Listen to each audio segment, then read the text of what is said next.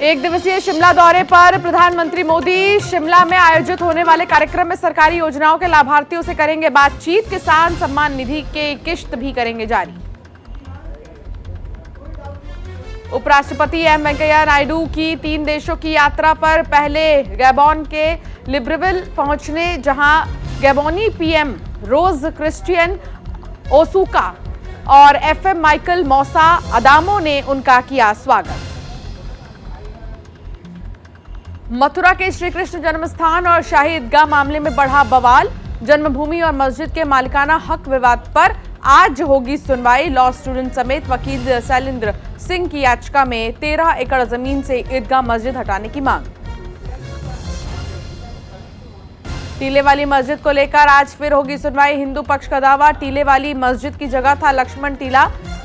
पिछले 9 सालों से लगातार कोर्ट कर रहा सुनवाई।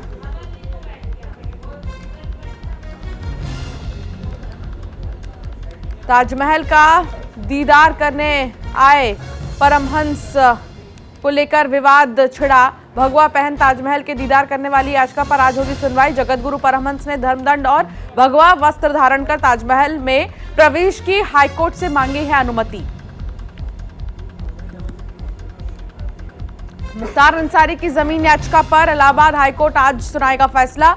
मुख्तार अंसारी के खिलाफ विधायक निधि के दुरुपयोग का आरोप मऊ के सराय लखनसी थाने में 24 अप्रैल 2021 को दर्ज हुई थी एफआईआर।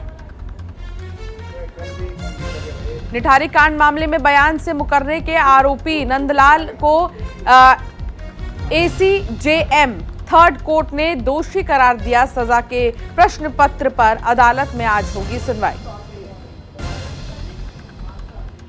राज्यसभा चुनाव में भारतीय जनता पार्टी उतारेगी सेकेंड कैंडिडेट। राजस्थान विधानसभा में बुलाई गई विधायकों की बैठक के बाद राज्यसभा उम्मीदवार घनश्याम तिवारी का होगा नॉमिनेशन। बीजेपी ने राज्यसभा चुनाव के लिए बाकी 2 प्रत्याशियों के नाम का ऐलान कर दिया है। पार्टी हाईकमान की तरफ से जारी की गई वही सूची में लक्ष्मण और मिथिलेश कुमार का नाम शामिल। पटना में आज राष्ट्रीय जनता दल की अहम बैठक। राष्ट्रीय जनता दल सुप्रीमो लालू प्रसाद यादव की अध्यक्षता में नेताओं और विधायकों की बुलाई गई है बैठक। भारतीय वायुसेना के विंग कमांडर विक्रांत उनियाल ने माउंट एवरेस्ट फतह करने का नया कीर्तिमान रचा है। विक्रांत ने माउंट एवरेस्ट की चोटी पर राष्ट्रीय ध्वज फहराया और राष्ट्रगान भी गाया। चंपावत उपचुनाव के लिए मतदान सुबह 7 बजे से शुरू। मतदान के लिए बनाए गए 151 केंद्र। 96,213 मतदाता करेंगे प्रत्याशियों के भाग्य का फैसला। 3 जून को आएंगे नतीजे। राजस्थान में आज 6,000 से ज्यादा पेट्रोल पंप रहेंगे बंद। रात 8 बजे से रात 11 बजे तक 3 घंटे पंप बंद रहेंगे। एक्साइज ड्यूटी में अचानक की गई वृद्धि के विरोध में स्ट्राइक। बिहार में भी पेट्रोल डीजल के दाम में बढ़ी कटौती का विरोध। पेट्रोलियम डीलर्स आईओसी, बीपीसीएल और एचपीसीएल के डिपो से नहीं करेंगे पेट्रोल और डीजल की खरीदारी। सरकार की ओर से एक्साइज ड्यूटी में अचानक की गई वृद्धि का विरोध। बीजेपी के राज्यसभा प्रत्याशी डॉक्टर कल्पना सैनी आज करेंगे अपना नामांकन। सीएम पुष्कर सिंह धामी समेत पार्टी के विधायक रहेंगे मौजूद। नामांकन से पहले होगी विधायकों की प्रदेश कार्यालय में बैठक। ज्ञान वापी से जुड़ा वीडियो सामने आया है, जिसमें मस्जिद की दीवारों पर त्रिशूल के चिन्ह दिखाई देने के साथ ही पहली बार तहखाने का भी वीडियो आया। बस्ती के हर्राया तहसील के एक घुसखोर लेखपाल को एसडीएम ने निलंबित कर दिया है। आरोपी लेखपाल पर जमीन की वसीयत को लेकर 1 बीघा जमीन के दामों की मांग कर रहा था। उत्तराखंड बोर्ड के कक्षा 10वीं के आज आ सकते हैं नतीजे। यूपीएससी परिणामों की कर सकता है घोषणा। बोर्ड की ओर से कोई आधिकारिक सूचना जारी नहीं। 3 साल बाद फिर शुरू होने जा रही है आदि कैलाश यात्रा। 35 यात्रियों का पहला जत्था आज पहुंचेगा भीमताल। छोलिया नृत्य और कुमाऊनी परिधान में महिलाएं करेंगी स्वागत।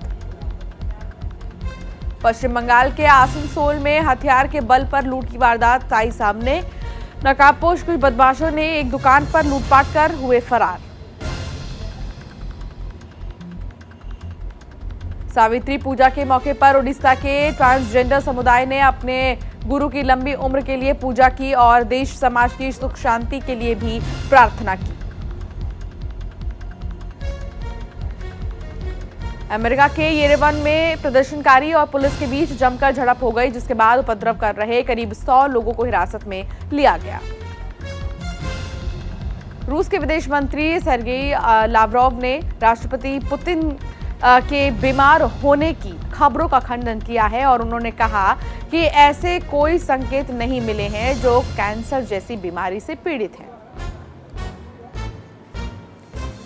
रूसी सैनिकों की बर्बरता का एक वीडियो ड्रोन के जरिए रिकॉर्ड हुआ है, जिसमें डोनेट्स्क क्षेत्र में एक गांव पर मिसाइल से हमला कर पूरी तरह तबाह किया गया। नाइजीरिया में मंकी पॉक्स से हुई पहली मौत, अब तक सामने आ चुके हैं मंकी पॉक्स के 21 मरीज।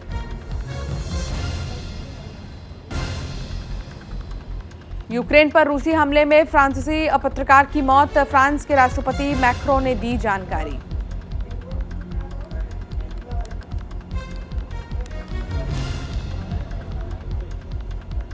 अमेरिका की चेतावनी के बाद भी नहीं माना चीन, 30 चीनी लड़ाकू विमानों ने लांघी ताइवान के हवाई क्षेत्र की सीमाएं।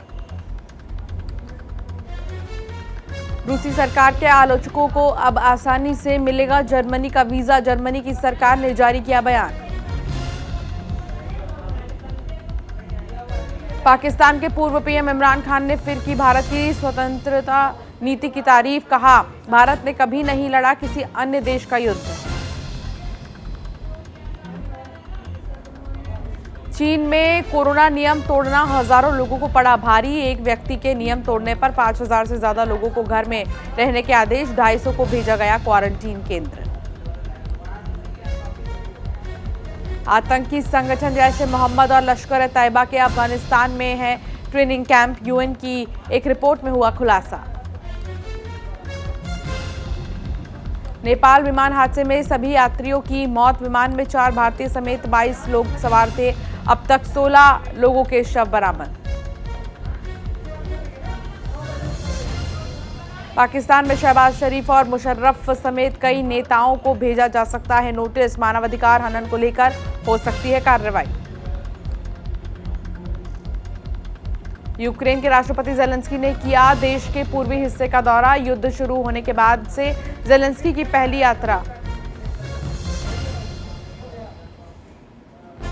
आर्थिक संकट के बीच श्रीलंका की मदद के लिए आगे आया विश्व बैंक, श्रीलंका के लिए जारी की $70 करोड़ की राशि। गेहूं के निर्यात पर रोक के लिए केंद्र सरकार ने उठाया सख्त कदम, गेहूं निर्यात के लिए पंजीकरण प्रमाण पत्र लेने के नियमों को किया सख्त। ग्लोबल मार्केट में बहुमूल्य धातुओं की कीमतों में तेजी, घरेलू मार्केट पर भी देखने को मिल रहा असर, सोना पहुंचा 51,000 के पास, चांदी में 120 रुपए की बढ़ोतरी। क्रिप्टो करेंसी को लेकर कंसल्टेशन पेपर जारी करेगी सरकार, वित्त मंत्रालय के आर्थिक मामलों के सचिव अजय सेठ ने दी जानकारी। चौथी तिमाही में एलटी फूड्स लिमिटेड को हुआ मुनाफा, 26% की बढ़त के साथ करीब 75 करोड़ रुपए का हुआ फायदा। आईपीओ प्राइस से नीचे लुढ़कने के बाद एलआईसी के मुनाफे में 17% की गिरावट, निवेशकों को लगभग 1.50 रुपए प्रति शेयर के हिसाब से डिविडेंड देने का ऐलान। आईपीएल 15 का खिताब जीतने के बाद गुजरात की टीम से मिले गुजरात के सीएम भूपेंद्र पटेल, टीम के कप्तान हार्दिक पांड्या को स्मृति चिन्ह भी किया भेंट। भारतीय खिलाड़ी सबरी जयशंकर ने जीता विश्व मुक्केबाजी का ऑस्ट्रेलियाई खिताब, ऑस्ट्रेलियाई चैंपियन माइकल पेंग्यू को हराकर रचा इतिहास। अंतर्राष्ट्रीय रैंकिंग में चौथे नंबर पर पहुंची भारतीय पुरुष हॉकी महिला टीम को भी हुआ नुकसान, अंतर्राष्ट्रीय हॉकी महासंघ ने जारी की रेटिंग। ऑस्ट्रेलिया के दिग्गज क्रिकेटर ब्रेट ली ने की उमरान मलिक की तारीफ, कहा भारतीय क्रिकेट के लिए ये युवा खिलाड़ी एक बेहतरीन खोज। वेस्टइंडीज को 2 टी20 विश्व कप जिताने वाले कप्तान का पाकिस्तान में हुआ सम्मान, डैरन सैमी को मिला सितारा पाकिस्तान का अवार्ड। फिल्म पृथ्वीराज के प्रमोशन के लिए वाराणसी पहुंचे अक्षय कुमार। गंगा आरती में भी हुए शामिल। अभिनेत्री मानुषी छिल्लर भी रही साथ।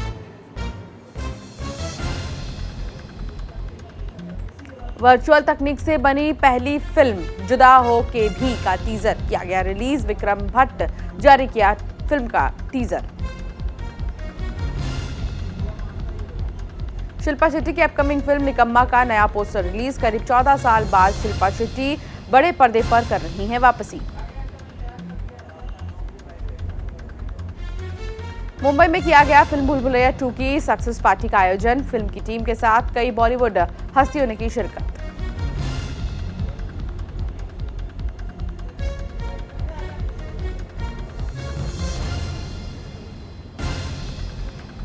कांस फिल्म फेस्टिवल से वापस लौटी दीपिका पादुकोण। भारत की तरफ से ज्यूरी मेंबर बनकर गई थी दीपिका।